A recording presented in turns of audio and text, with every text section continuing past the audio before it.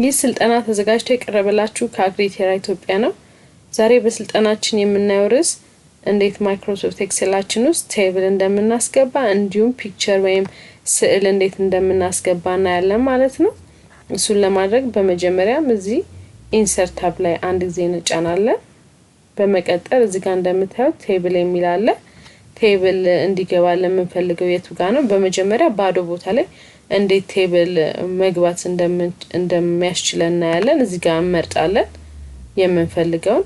ኦሬዲ ይሄ እንደምታዩት የቴብል አይነት ቅርጽ ይዟል፣ የተከፋፈለ ነው። ነገር ግን ቴብል ስናስገባ ማይክሮሶፍት ኤክሴል የራሱ የሆነ የቴብል ስታይሎችን ወይም ዲዛይኖችን ይዞልን ይመጣል ማለት ነው። አንድ ጊዜ እንጫናለን ቴብልን። እዚህ ጋር እንደምታዩት ከየትኛው ሴል እስከ የትኛው ሴል ድረስ ነው የምትፈልጊው ብሎ ነው የሚያማርጠኝ። መጨመር ከፈለኩ ይሄንን ነክቼ የምንፈልገውን ሴል እንመርጣለን ማለት ነው። አሁን ይሄኛውን የመረጥኩትን ሴል ኦኬ ለዋለሁ። እንደምታዩት አያችሁ የራሱ የሆነ ዲዛይን ያለው ቴብል ሰጥቶኛል ማለት ነው። እዚህ ጋር እንደምታዩት የተለያዩ አማራጮች አሉ።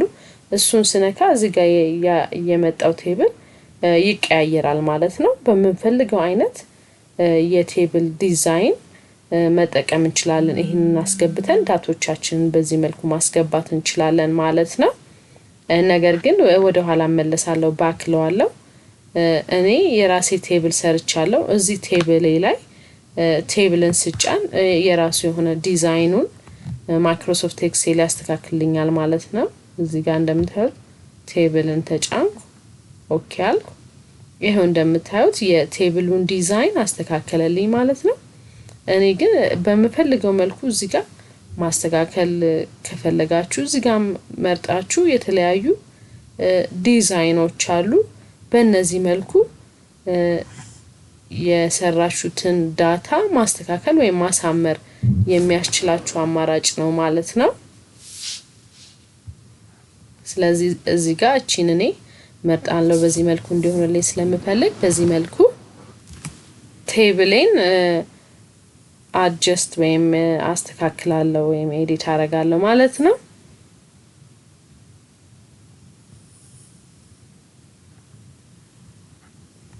በመቀጠል እንዴት ማይክሮሶፍት ኤክሴል ውስጥ ስዕል ወይም ፒክቸር እንዴት እንደምናስገባ እናያለን። አሁንም እዚህ ኢንሰርት ታብ ላይ አንድ ጊዜ እንጫናለን። በመቀጠል እዚህ ጋር ፒክቸር የሚለው እዚች ጋር ከስር ስትጫኑት የተለያዩ አማራጮች ያመጣልናል። አማራጮቹ ፒክቸሩን ከየት እንደምናመጣው ነው። እዚህ ጋር ከዚህ አሁን ከምንጠቀምበት ዲቫይስ ወይም ላፕቶፕም ይሁን ኮምፒውተር ዴስክቶፕ ከሱ ነው ወይ ነው የሚለው ይሄ የመጀመሪያው አማራጭ። በመቀጠል ደግሞ ስቶክ ኢሜጅ አለ፣ ያስቀመጣችሁት ኢሜጅ ካለበት ቦታ ላይ የሚያስመርጠን ነው። ሌላው ደግሞ ኦንላይን ፒክቸር ኢንተርኔት አክሰሱ ካላችሁና ኢንተርኔት ላይ ከሆናችሁ ኦንላይን ላይ የምትፈልጉትን አይነት ፒክቸር ያስመርጣችኋል ማለት ነው። ስለዚህ እኛ አሁን ከኮምፒውተሬ ላይ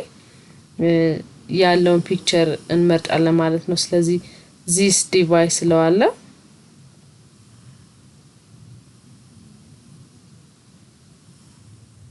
በመቀጠል የትኛው ጋር እንደሆነ ያስመርጠኛል። የትኛው ጋር ነው የኔ ኢሜጅ ያለው ወይም ስዕል ያለው የምፈልገው።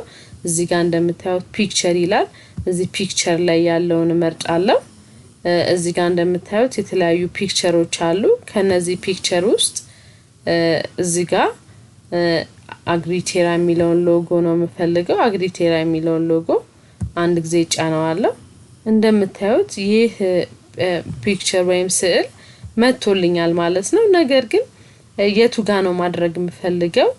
እዚህ ጋር ነው ወይስ የትኛው ጋር ነው? ብዙ ጊዜ ሎጎ አናት ላይ ነው ወይም ከጽሁፋችን ከላይኛው ክፍል ላይ ነው የምናስቀምጠው። ስለዚህ እሱን ለማድረግ ይሄን ፒክቸር ላዩ ላይ እንደዚህ በመያዝ በማውዜ የምፈልገው ቦታ ላይ ወስደዋለሁ። እዚህ ጋርም ሊሆን ይችላል ወይም እዚህ ጋር ማድረግ እንችላለን።